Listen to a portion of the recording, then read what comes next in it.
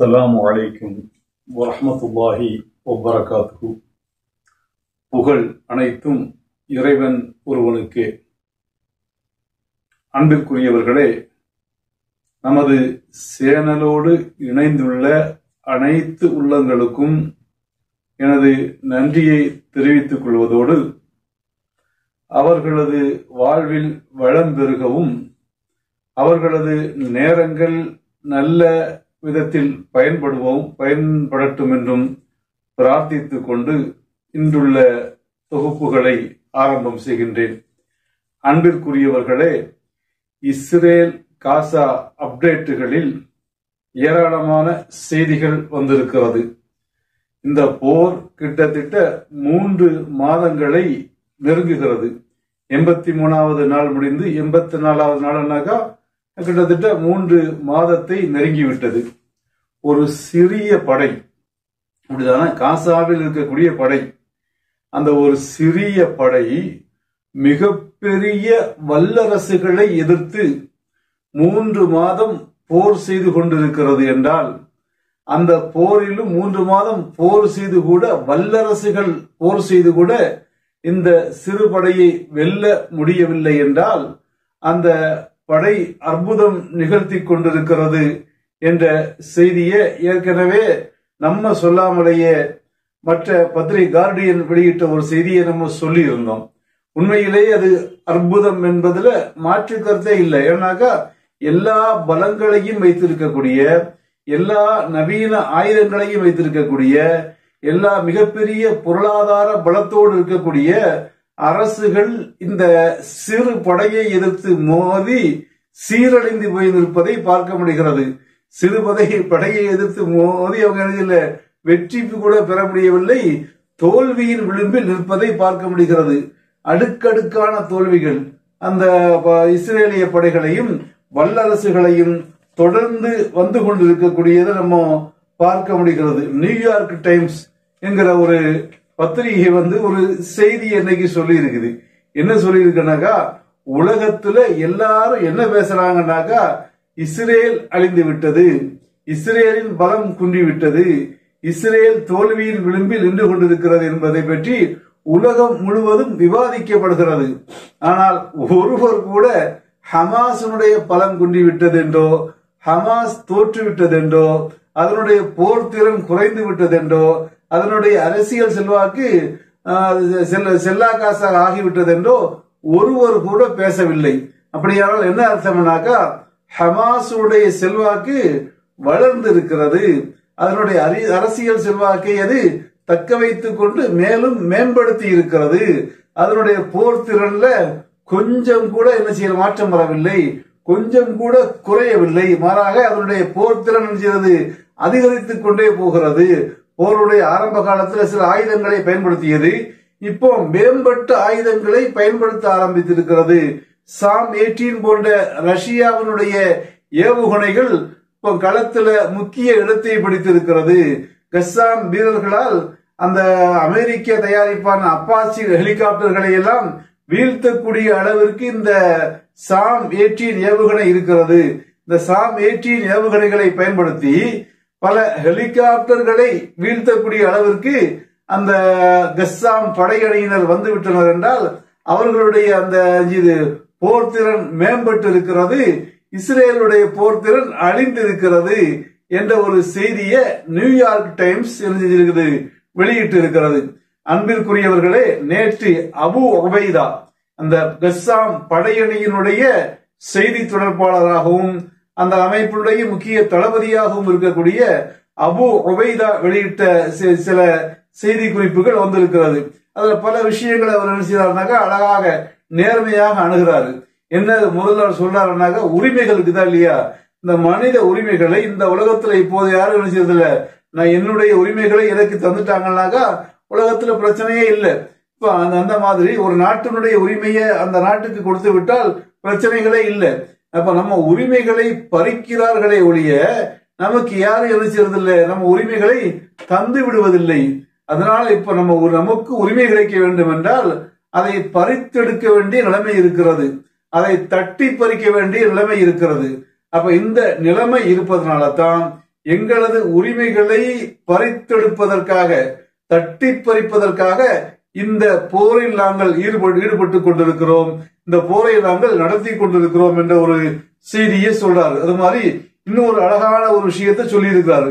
அது அபூ உபைதா அவருடைய வார்த்தைகளிலேயே, அந்த அரபி மொழியிலேயே சொல்வது சிறப்பாக இருக்கும் நினைக்கிறேன். வஜ்ஜஹ்னா, அந்த அபூ உபைதா அழகான வார்த்தைகள். வஜ்ஜஹ்னா லில் இஹ்திலாலி லர்பத்தல் கர்னி வகுல்னா லில் ஆலம் பிஅன்னனா ஷுஅபுன் யத்லுபுல் ஹக்க வல் ஹுர்ரியத ஃபில் ஹயாத். அழகான வார்த்தைகள். என்ன அர்த்தம்னாக்கா, அபூ உபைதா அவர்கள் சொல்கிறார்கள், இந்த நூற்றாண்டினுடைய சிறந்த மரண அடியை, லர்பத்தல் கர்னாக இந்த நூற்றாண்டுடைய சிறந்த ஒரு மரண அடியை நாங்கள் ஆக்கிரமிப்பு படையான இஸ்ரேலிய படைக்கும், ஆக்கிரமிப்பு அரசான இஸ்ரேலிய அரசுக்கும் நாங்கள் கொடுத்திருக்கிறோம். திரும்பி பார்க்க முடியாத அளவிற்கு ஒன்று ஓட ஓட விரட்டி இருக்கிறோம், அதுக்கு அர்த்தம்.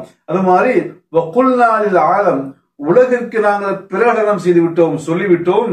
பிஅன்னனா ஷுஅபுன் யத்லுபுல் ஹக்க வல் ஹுர்ரியா ஃபில் ஹயாத், வாழ்க்கையில சுதந்திரத்தை பெறுவதற்காகவும் எங்கள் உரிமைகளை மீட்டெடுப்பதற்காகவும் போராடுகின்ற ஒரு சமூகம் நாங்கள் என்பதை உலகிற்கு நாங்கள் சொல்லிவிட்டோம். அது மாதிரி இன்னும் தொடர்ந்து சொல்றாரு, மாரிகத்து தூஃபானுல் அக்ஸா வதஅத்தில் கையான ஸஹியூனி அலா தரீகி ஸவால். இந்த தூஃபானுல் அக்ஸான் ஒரு போரை நாங்கள் நடத்துறோமா இல்லையா, இந்த போரு இஸ்ரேலுடைய அழிவிற்கு வழிவகுத்து விட்டது என்ற ஒரு செய்தியை சொல்றாரு. நம்ம அந்த இடத்துல வேற ஒரு விஷயத்தை சொல்லிக்கொள்ள விரும்புகிறோம். இந்த இஸ்ரேலுடைய அழிவு பற்றி குர்ஆன்ல சில குறிப்புகள் இருக்கிறது. அந்த குறிப்புகளை அடிப்படையாக கொண்டு அரபிய அறிஞர்கள் சொன்ன சில செய்திகளை 2 அல்லது 3 ஆண்டுகளுக்கு முன்னால ஒரு வீடியோவாக நம்ம இதுல பதிவு செஞ்சோம். அந்த பதிவுல என்ன செஞ்சோம்னா, 2022 என்ன செய்யும், இஸ்ரேலுடைய அழிவு துவங்கும் என்று நம்ம அதுல சொல்லி இருந்தோம். அந்த 2022 இஸ்ரேல போராட்டங்கள்லாம் வந்து விட்டது. ஆனா அந்த 2022 முடிகின்ற பொழுது நம்ம யோசனை பண்ணோம், இது அப்படி ஒரு இதை வெளியிட்டு இருந்தோம், அது குர்ஆனுடைய குறிப்புகளை கொண்டு வெளியிட்டு இருந்தோம். அப்போ அது ஒன்னும் அப்படி நடந்தது மாதிரி தெரியலையேன்னு நினைச்சோம். ஆனா அது 2023 நடந்து கொண்டிருக்கிறது. அப்ப நாம செய்த சில கால்குலேஷன்ல கோளாறை தொழில், இதை தவிர குர்ஆனிய செய்திகள் அருமையாக செய்கிறது. இந்த இஸ்ரேலின் அழிவுகளை பற்றி சொல்கிறது.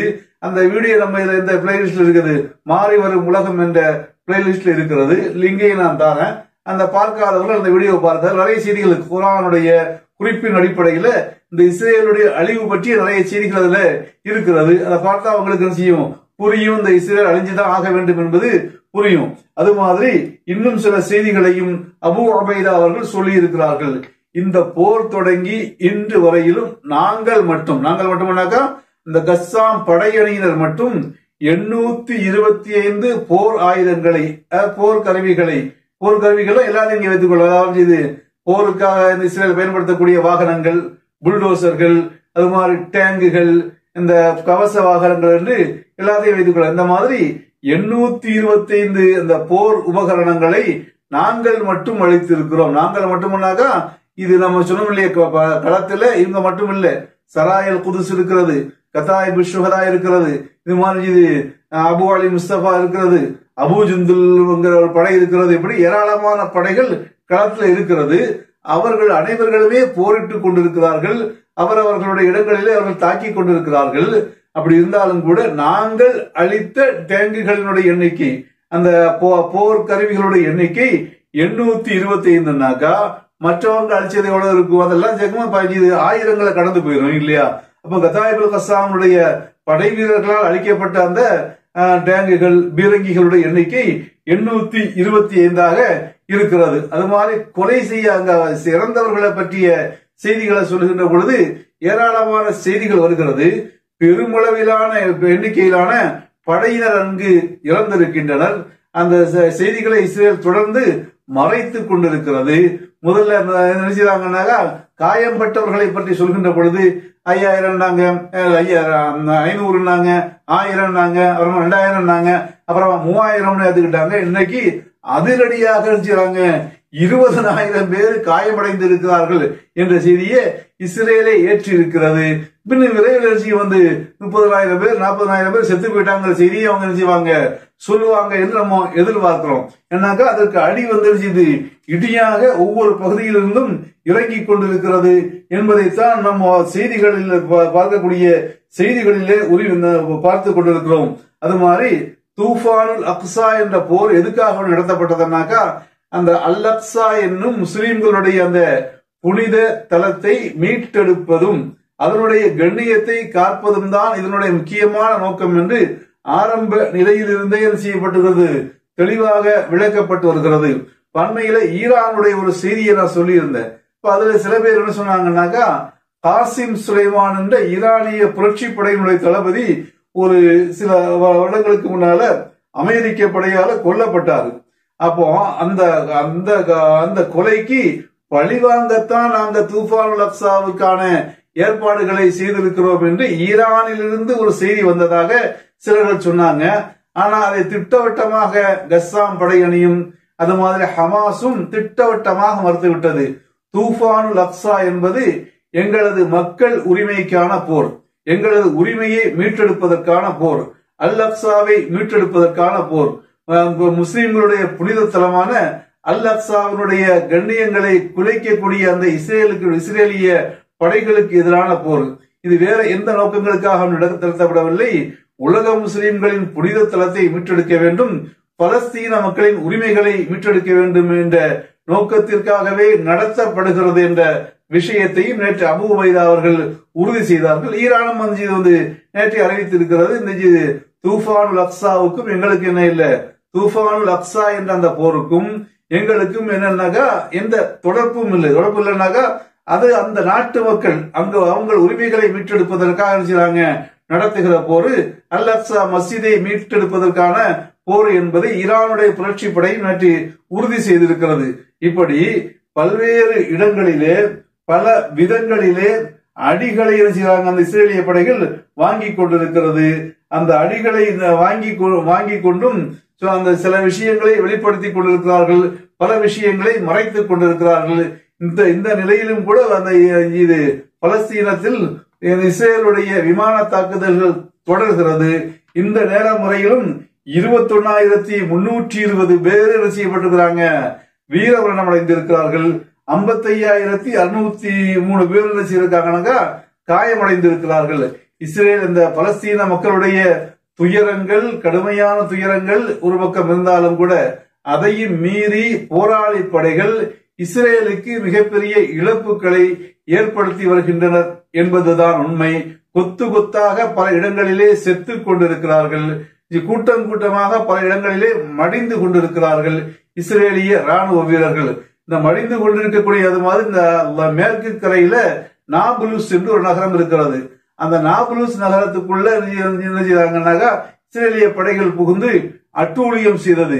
அங்கிருந்த போராளிகள் கொடுத்த அடியில அங்கேயும் நிற்க முடியாம அங்கிருந்தும் இந்த படைகள் வாபஸ் திரும்பி வரக்கூடிய காட்சிகளை விளக்குகின்ற அந்த படத்தை தான் நீங்கள் பார்க்கின்றீர்கள்.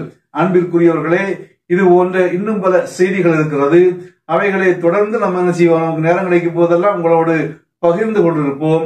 இவைகள் பலனுள்ள செய்திகளாக இருக்கிறது என்று கருதக்கூடிய மக்கள் நம்முடைய சேனலோடு என்ன செய்யுங்க, சப்ஸ்கிரைப் செய்து இணைந்து கொள்ளுங்கள்.